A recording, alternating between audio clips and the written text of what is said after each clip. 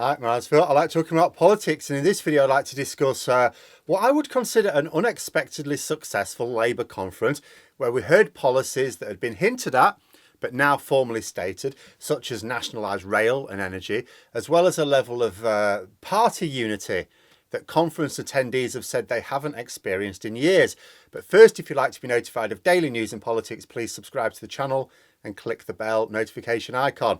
So it might be a little bit longer this one because I'm going to get my full main thoughts about the Labour Party conference in rather than separating it into different topics, because the economy is still on fire, so I'm mostly going to be talking about that still. But from the start, Keir Starmer has said that he had a long-term plan to get the Labour Party ready for government in 2023, the summer of 2023. And there were various moves he made that for some people thought, well, that's a little bit odd. That's not quite in tune with where we are now. And he kept insisting, I've got this long-term plan. And this was the culmination of it. You know, and this is because normal political wisdom holds that you have a summer election a full year before you have to, if the government thinks it's going to win. The reason that is something unexpected could go wrong in the final year. Then you've got no choice. Why risk it? Labour learned this lesson the hard way in 1979. People advised them to go to the polls the previous year when it's believed they probably would have won. Then it all went tits up and they lost to Margaret Thatcher. So Starmer wanted Labour to be ready to win an election for the summer of 2023. Not because he expected it, in fact the reverse. The aim is to prevent the Tories daring to hold an early election. Make them so afraid of facing Labour in an election campaign that they do not want to trigger an election at all, so it has to go on at the last realistic moment. It's probably fair to say that this has been achieved through a combination of careful attention to voter feeling from Labour and deep complacency on the part of the Tories. You could not see Conservative MPs ever been willing to trigger a general election now. So this conference was the one to put everything in place. Up until this point, he was getting the party machine ready behind the scenes. A lot of people outside the party wouldn't necessarily have seen much happening because it was all about internal party mechanics. But you could see the difference at this conference. Like leading up to it, I was a little bit despondent. I was aware that Momentum, which is the Corbyn support group, was planning a whole series of motions to be debated in an attempt to embarrass the leadership and derail attempts to get the party ready for government. I didn't expect them to be able to achieve much in making the party look foolish to the voting public because they wouldn't pay very much attention, but it was a tiresome distraction nonetheless for those in the party. I needn't have been concerned. Their motions were sunk one by one by the delegates there. One by one they voted against them. The only motion that the delegates there were supporting, which got through, was the one that was also supported by Starmer's support group. So nothing controversial at all. In fact, the conference opened up with a very bold demonstration of unity. Starmer said that the conference would begin by singing God Save the King, and some thought, oh, this is asking for trouble. You know, if it was met with heckling and protests, it would make a mess of the opening of the conference, like last year when he messed up the initial attempt to change party rules on future leadership contests. But not a bit of it. I mean, obviously, I'm not saying everyone sung it, being honest. I mean, I wouldn't have done if I was there. Not because I've got anything against it. I just wouldn't see the point. Also, I'm not allowed to sing. There was court order. It's very messy. But delegates sung it. And those who didn't want to just let others get on with it. You know, there was no heckling, no protests.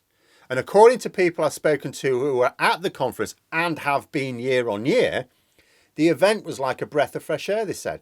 They said everyone just seemed to be on the same side. They've not seen unity like it for years. This was the impression I've gotten from Labour forums in the past year as well, as Starmer has made it look increasingly likely that he can win the election, which was unthinkable after the worst defeat since the 1930s. The party has come together, which is because most just want a Labour government. The arguments are usually about how we can achieve it. But as soon as you've got a leader who's showing, actually, yeah, we're going to win, that's it. Because that's all people really argue about, most reasonable people. How do we achieve it? When the leader is showing that their plan is working, it's like, oh, well, that seems to work. Let's go. Even if it's not what you thought was best, it's working. Go for it. Then there were the policies. Nothing was strictly new, actually, because there had been suggestions beforehand, but several new policies got their official airing. Shadow Transport Secretary Louise Haigh announced the nationalisation of the rail. Now, Starmer had basically suggested this in the summer because he was on LBC, I seem to remember, and he was asked about nationalisation, and he was making the point, well, voters are put off by yes, voters are in favour of national public services, but they are put off by the costs of renationalising in a short time frame. They don't want to pile on the debt. But he said rail was different because it's basically no cost to it. It doesn't cost anything, so yeah, we could do that easily. So this was expected. You know, some of you even may remember on the same topic, I discussed a video at the time on how to effectively nationalise energy. Not by pumping hundreds of billions into buying companies at above market value, but by creating a single state-owned energy company to compete with the rest. No need to please shareholders because the Treasury is the only shareholder. Be much better for customers. And anyone who wants nationalised energy, just go with that company. Over time, the private energy companies wouldn't really be able to compete and produce their record profits. So maybe even in future, they could be bought out bit by bit and you slowly nationalise the entire industry. And just to highlight how much of an impact this would have, when it was announced, share prices in several private companies in our energy sector, including the largest power station in the country, not far from me, Drax Power Station, dropped. Share prices dropped. And this is the thing. That's what happens. This is what he announced. That's what he announced yesterday in his keynote speech. Great British Energy, a state energy company that the Labour government would set up in its first year in power. None of this, no, some point in the future. First year in power.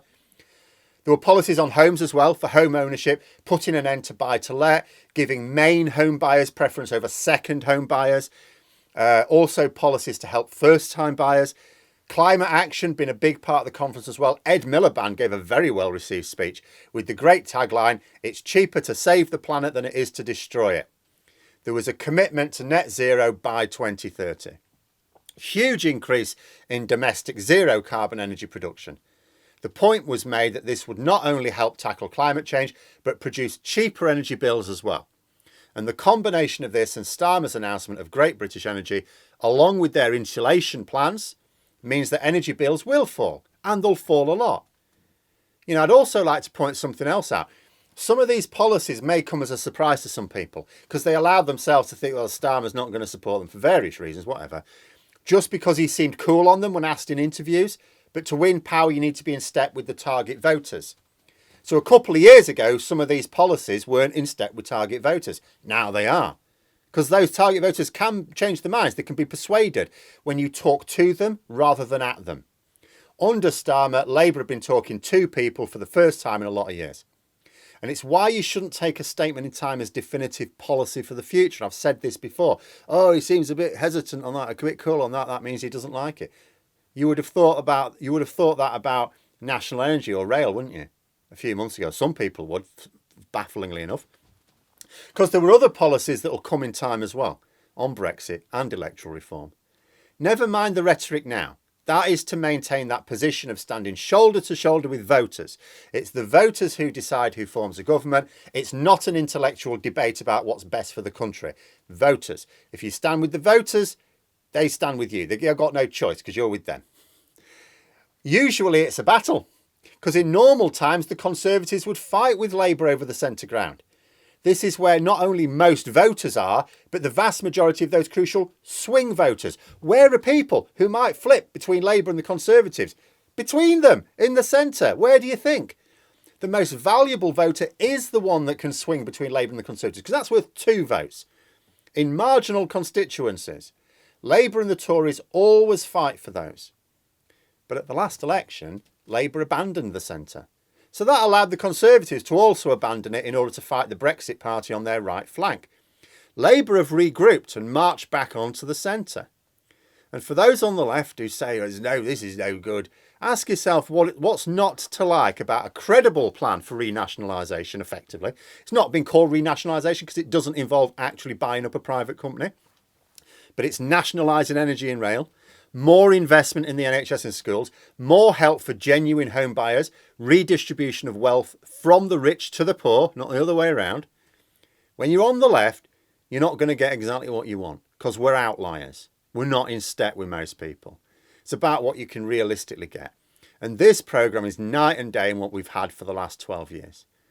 But the thing is that under normal circumstances, the Tories would be forced now back to the centre as well. That's what an intelligent party would do. They'd go, right, Labour have captured the centre. We need to go back there. But they're trapped on their right flank still. The Brexit party may have changed into Reform UK with an unknown level of influence at the next election, but the far right of the party are still in control and they don't seem interested in political realities. So if moderate Tories do not recapture their party in the next 2 years, we could be witnessing a general election where Labour have their ranks massed on the centre ground and the Tories still nowhere to be seen. The result could be something that you would never have been able to imagine in December 2019. As we watch Boris Johnson win a huge majority, as we watch Labour slump to basically 200 MPs. We were looking at not just Brexit, but a hard Brexit. A hard Brexit that was going to lead to years of divergence from our European neighbours, as it has, but also for more years, because they were quite likely to win the next election as well. It might have been expected that a sensibly led Labour Party might eat into that lead, leave the Tories with a smaller majority, but still a majority. We could have been looking at 10 years of Brexit before we could get the Tories out of office. Think about the mess the country would be in then. And I was even more pessimistic. I saw their promises for various policies to strip away democratic accountability and wondered if democracy itself, even our archaic version of it, would be gone before we could do much about it. But now, it's not just hope.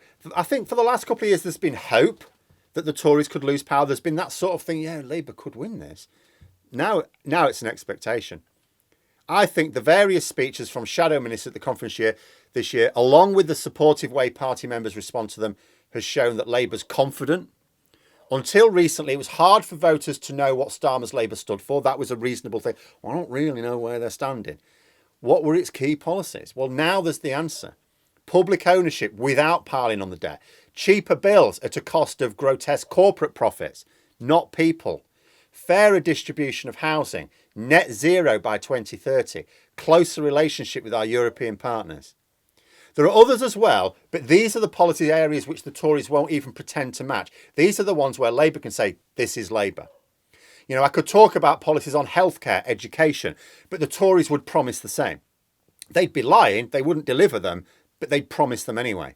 But they won't promise nationalised public services. They won't promise wealth redistribution, at least not from the rich to the poor, maybe the other way around. They will not commit to net zero. They will not commit to better working relations with Europe. These are all areas where not only can Labour stand out, but at this conference they did stand out. They said, this is what we stand for. This is it now. The party's got its pitch, and it's got just over 2 years to get that out to the public. But those are my thoughts. Let me know yours in the comments below. Hope you found the video interesting. If you did, please click the like button. If you'd like to support the channel further, the join button for memberships. And until next time, I'll see you later.